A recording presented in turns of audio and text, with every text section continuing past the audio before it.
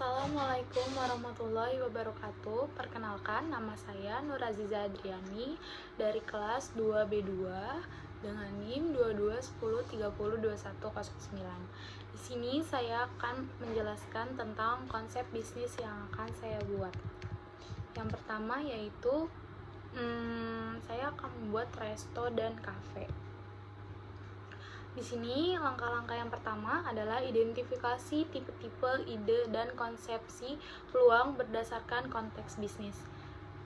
Tipe idenya di sini mencakupi menyelesaikan masalah, memberi kenyamanan, dan memberi manfaat keamanan. Yang kedua, konsep peluang dan aspek esensial atau prinsip peluang, yaitu konsepsi peluang merupakan suatu yang dapat mengarah pada bisnis yang diinginkan dan layak, yaitu kompetensi, keunggulan, keadaan, dan situasi. Selanjutnya, aspek esensial atau prinsip dan peluang yang dapat mencakupi.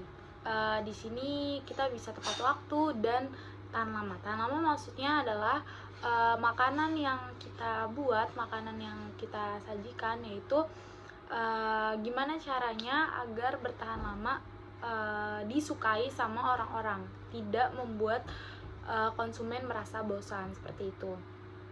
Selanjutnya, mengidentifikasi peluang berdasarkan pendekatan wirausaha, yaitu tren yang diamati untuk mengidentifikasi peluang bisnis dan ide-ide baru.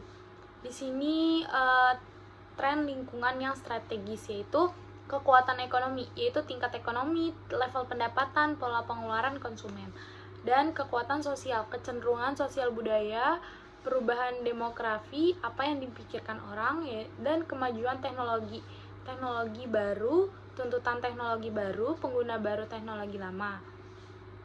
Dan selanjutnya di sini ada sektor atau bidang yang diidentifikasi yang dapat menjadi peluang bisnis, yaitu sarana dan prasarana sumber daya manusia, komunikasi dan publisitas, kebijakan dan peraturan yang berlaku dalam lingkup negara dan daerah, teknologi informasi yang memungkinkan turis mengakses banyak info sosial wisata Indonesia, kesiapan masyarakat, investasi yang belum banyak berkembang di daerah.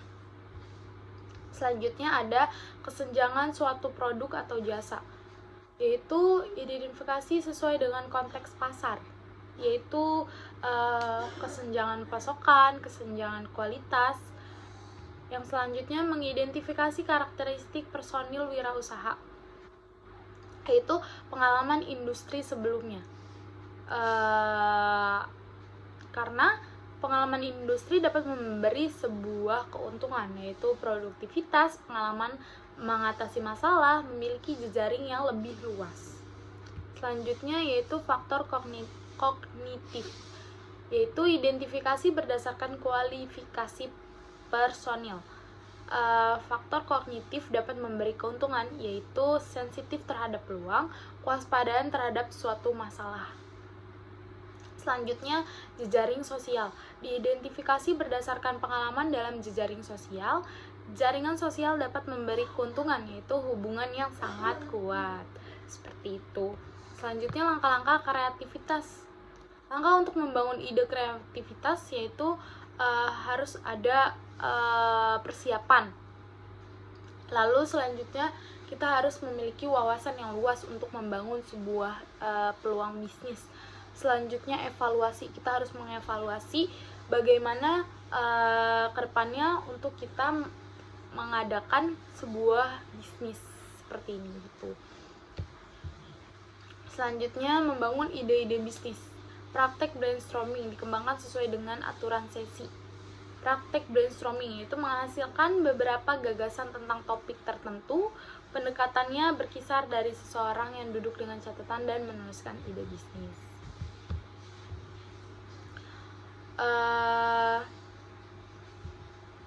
Selanjutnya,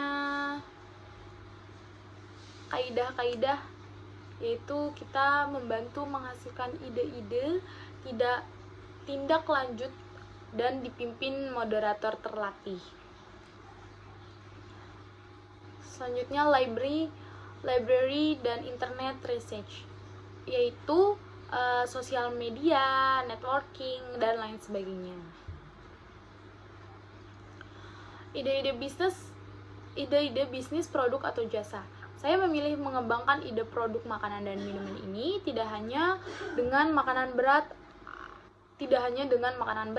adapun snack-snack atau juga kopi, karena saya menyatukan resto dan juga kafe, area fungsi atau bidang untuk areanya terbilang cukup mudah dilihat oleh semua kalangan remaja. Posisi resto dan kafe saya di pinggir jalan, jadi semakin mudah untuk dicakup oleh orang-orang, dan semakin mudah kalangan-kalangan kan biasanya remaja-remaja yang pulang sekolah, pulang kuliah, pulang kerja, ya kan, melihat di tengah jalan ada restoran, mereka pada mampir seperti itu. Baik, sekian presentasi saya tentang peluang bisnis ini. Kurang lebihnya mohon maaf. Terima kasih. Wassalamualaikum warahmatullahi wabarakatuh.